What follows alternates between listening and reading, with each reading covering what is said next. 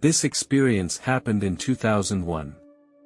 One day, I received a phone call from my father, who told me that he had just been examined in the hospital.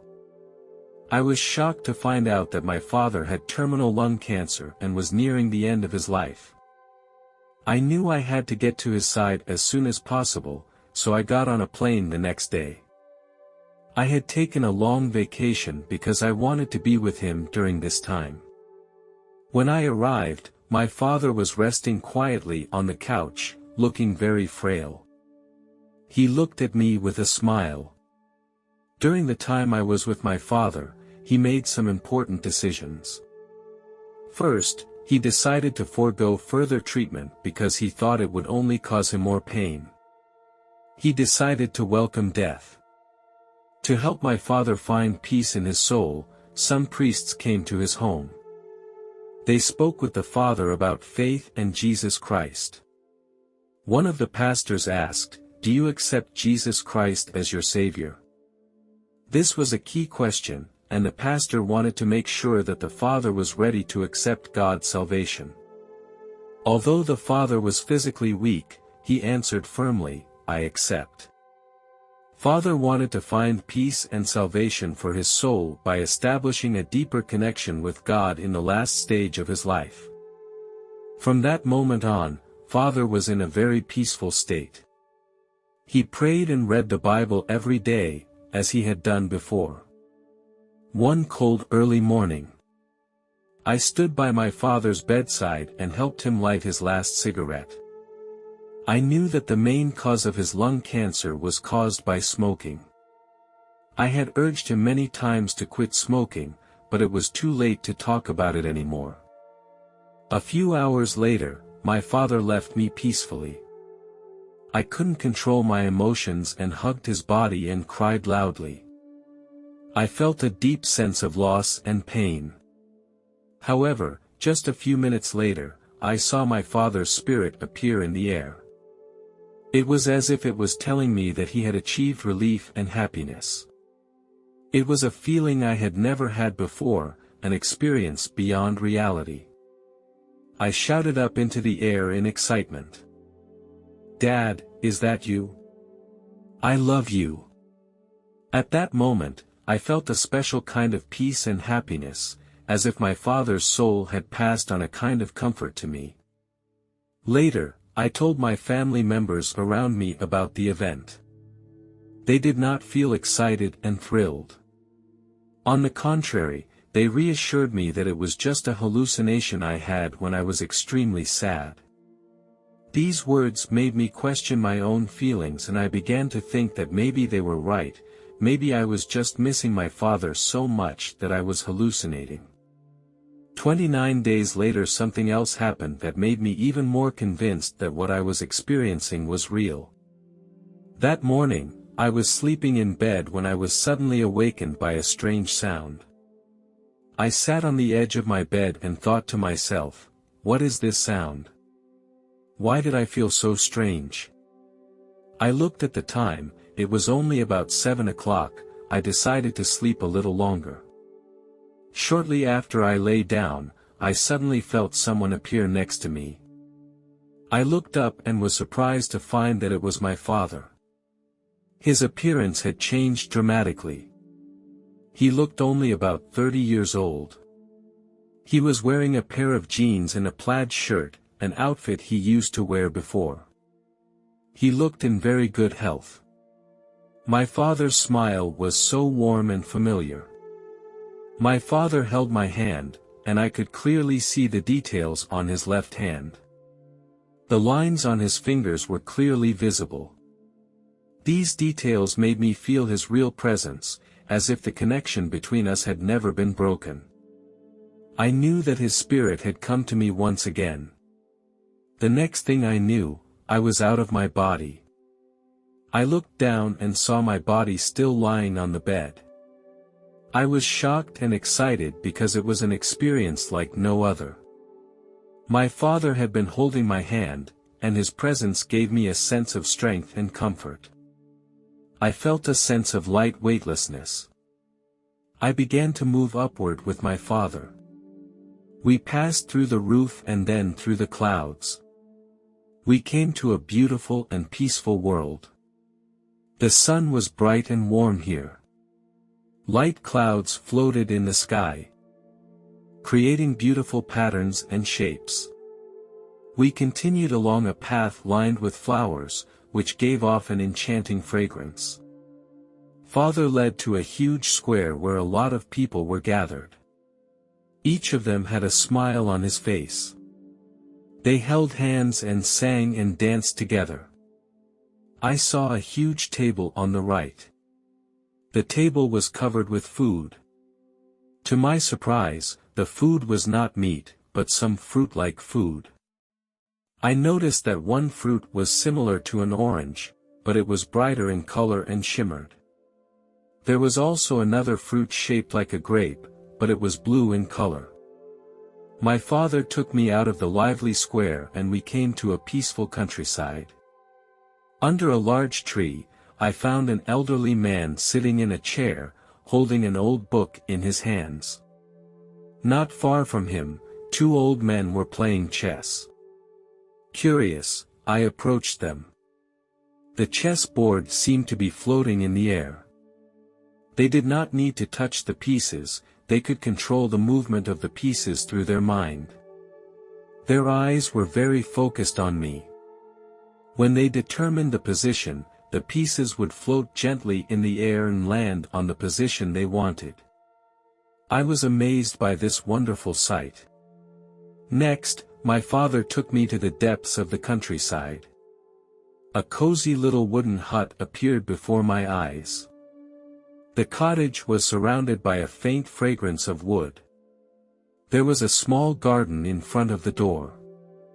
The furniture inside was all handmade. The bookshelves were filled with various books. The windows overlooked the scenery outside. You can see the green hills and the lake in the distance. In another room, various carving tools are stacked. These tools are neatly arranged. My father always loved the art of wood carving. I vividly remember that when I was 7 years old, my father made an exquisite toy pistol out of wood. At that time, I loved this toy pistol so much that I would put it under my pillow every night when I went to bed. At that time, I felt particularly proud and happy. However, as I grew older, I no longer put it under my pillow, and I don't know where it is now. This little room makes me nostalgic for those innocent and wonderful times. My father said to me, "Son, this is my home now, a place free from pain and worry. Remember, no matter what happens, I will always love you. We will not part forever, we will be together again. But for now, you must go back and get on with your life. Pursue your own dreams and don't let yourself be left with regrets." My heart was so conflicted, I longed to stay by his side. My father came closer to me, he ran his hand through my hair and said, "Son, I understand how you feel. You have many things to do and many people to take care of. No matter what time it is, I will always be there for you." I said in a weak voice, "Okay, Dad. I will go back and get on with my life." My father smiled, and his image slowly began to blur. "Remember," he said gently, "we will meet again, and then we will be together forever. I love you, son." After a while, I went back to bed. I slowly opened my eyes, and my mind felt very lost.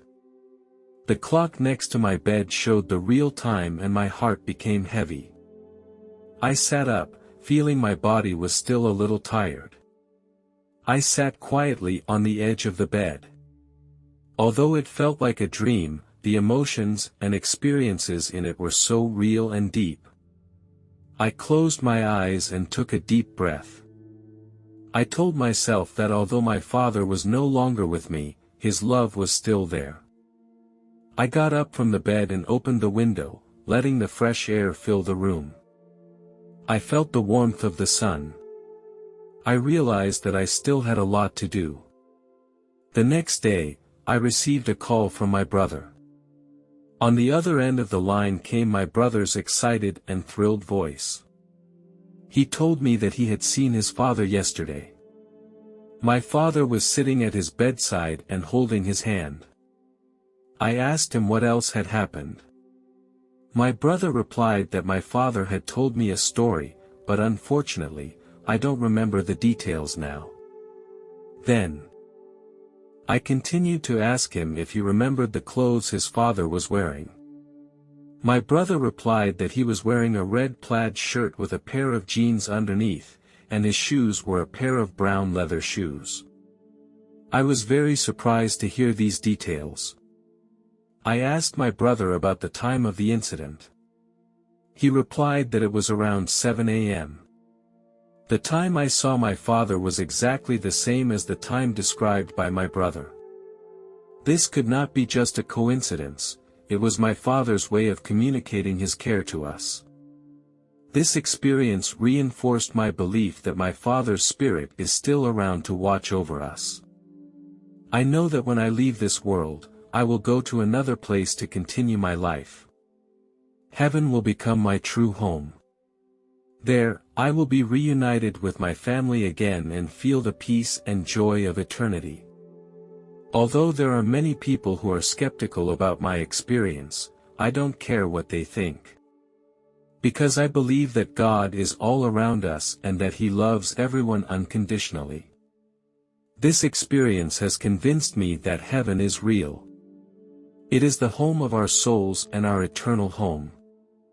I will carry this belief through the rest of my days and face the challenges and difficulties of life positively. I know that only through a positive attitude and actions will I be able to join my beloved Father in heaven again someday in the future. I believe in my experience because it has given me strength and courage. I no longer fear death because I know it is only part of the journey of life. My heart is filled with trust in God. If you are experiencing the pain of losing a loved one, I hope my experience can give you some help and comfort. Loved ones who have passed away have not left us, they are still with us and watching over us. We will be together again at some point in the future. Let's face the challenges of life positively and believe in the power of love and hope.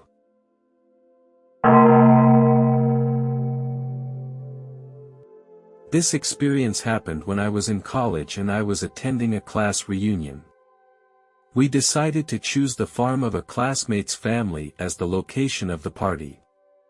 The weather was very nice that day. At this farm, we decided to play a baseball game to see who could hit the ball farther. When the game started, the other students and I took turns to hit the ball on the field. Everyone swung the bat hard, hoping to hit the baseball farther.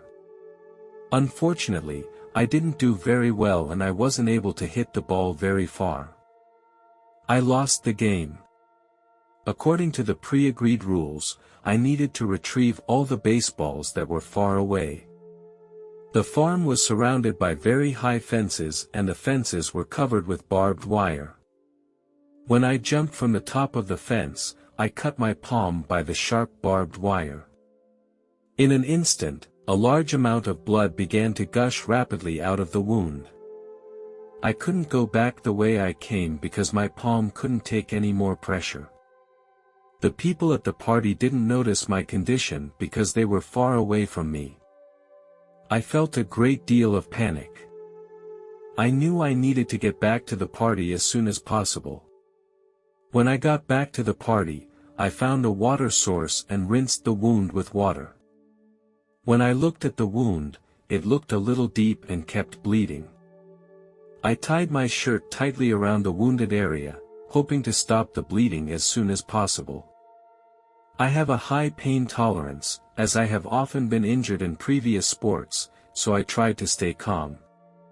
My clothes were soon soaked with bright red blood. The wound still did not stop bleeding. I told my classmates not to worry, that I would be fine, that I was strong. After a while, I realized that the situation had become urgent and that I needed to seek more professional medical help. Now I urgently needed stitches, but the nearest hospital was an hour's drive away. I kept reassuring myself that I would be fine soon and not to panic. I looked at my watch and more than an hour had passed since I was injured. Suddenly, I had a wonderful feeling in my body that started in my feet and quickly spread throughout my body. The feeling was indescribable and made me feel very strange. I told my best friend that something strange was happening, but that no matter what happened, I would be fine. Even though I had no idea what was about to happen, I tried to stay positive. Then, I felt myself getting lighter and lighter, as if I was free from my body's restraints. This feeling put me in a supernatural state. I felt myself gradually leaving my body. Finally, I entered a state that transcended the material world. I can't describe that feeling, it was beyond what humans can understand. I felt a sense of peace, and any pain or worry disappeared. Although I had left my body, I still maintained my sense of self. I had no idea what would happen next. While I was floating in the air, there were many people around my body. I didn't want to worry them, so I started shouting, "Hey, I'm right here, I'm fine." They couldn't seem to hear me. I approached one of my friends and tried to tap him on the shoulder, but he didn't respond. This made me feel more and more confused. Suddenly, I felt myself start to drift upward uncontrollably. This feeling made me feel very nervous because no matter how hard I tried, I could not change the situation. As I continued to rise, the sky turned from blue to black. There was not a single ray of light in this place, and darkness enveloped everything around. Here, time seemed to have come to a standstill. I felt as if I was trapped in a maze. In the darkness, I could feel the presence of evil, as if countless pairs of eyes were watching me. Evil spirits hovered in the air, with twisted forms and hideous faces, emitting low hissing sounds. These evil spirits gave off an evil aura that I could not bear. They kept changing their forms, sometimes transforming into monsters, and sometimes into shadowy shadows. The atmosphere here made me feel depressed and desperate. They surrounded me and tried to drag me into the abyss. I still harbored a ray of hope. I began to pray that I would continue to float upward, away from these demons. Fortunately, my prayers seemed to be answered. I continued to float upward, away from the spooky evil spirits. I continued to pray that I would find the light. A bright light appeared in the distance from me. As I entered this light, a pure energy surrounded me. The light shone on my body, giving me warmth and strength and making me feel good about life. A man in a white robe appeared in front of me. The man's gaze was warm and loving, as if he knew everything about me. "Welcome to this place." His voice was low and gentle, yet at the same time full of power. I felt accepted and understood, as if I had returned to a home where I truly belonged. "You successfully fought off those evil spirits," he continued, "and your faith and prayers have brought you here. Now, you will get the answers you want here.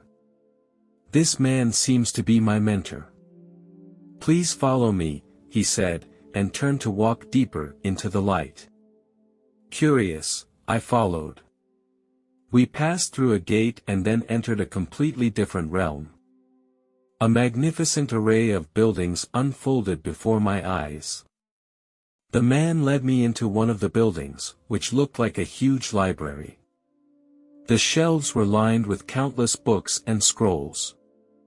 The man told me that I would find the true meaning about life here. I began to explore this mysterious and wisdom-filled place. There, I learned about the importance of love and forgiveness. I learned about the universe. Learned about its origin and how it works, and our role and mission in it.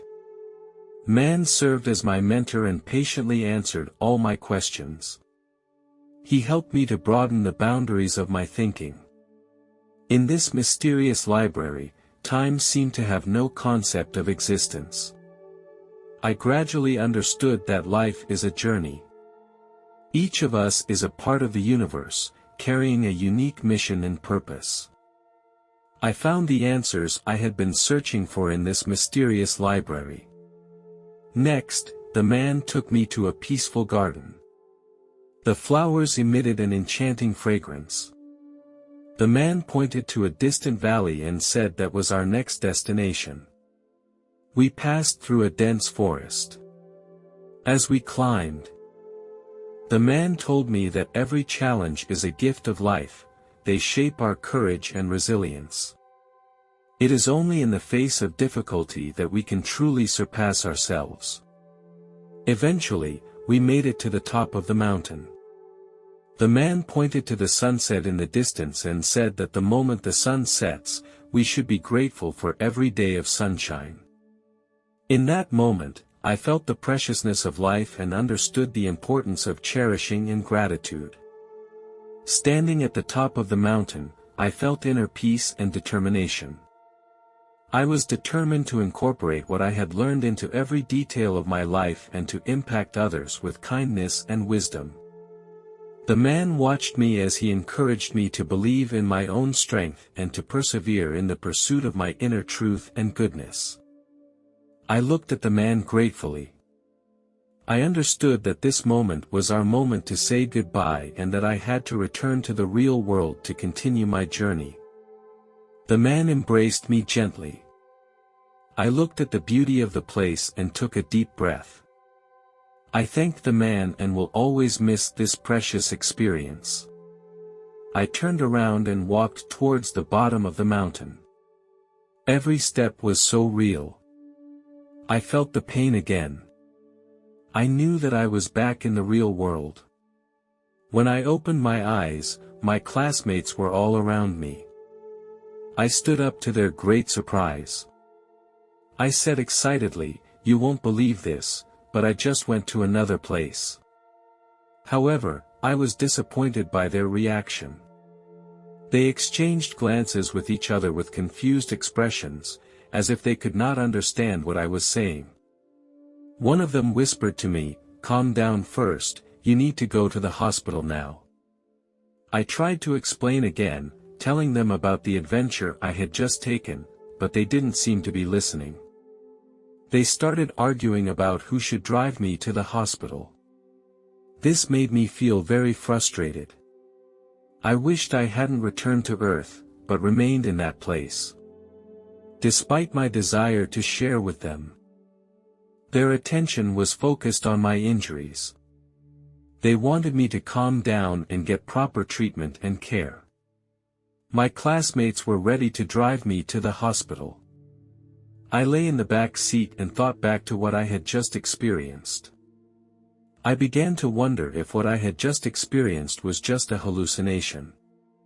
The time in the car seemed to become very long. Suddenly, I felt a wave of dizziness and I lost consciousness again. This time, I left my body faster than before, as if I had traveled back in time and space in an instant, back to the top of the mountain before. The man's voice reappeared. He told me that this was not a game, and that I had to return to Earth to help the others. He promised to send me back immediately. I felt a strong force surround me and I was back in my body again. This time the return seemed to be more rapid. I was lying in a hospital bed, surrounded by unfamiliar sounds and sights. I understood that I was back on Earth, back in my own life. The doctor took an antiseptic tool and carefully cleaned my wound. I closed my eyes tightly, the whole process was not too long.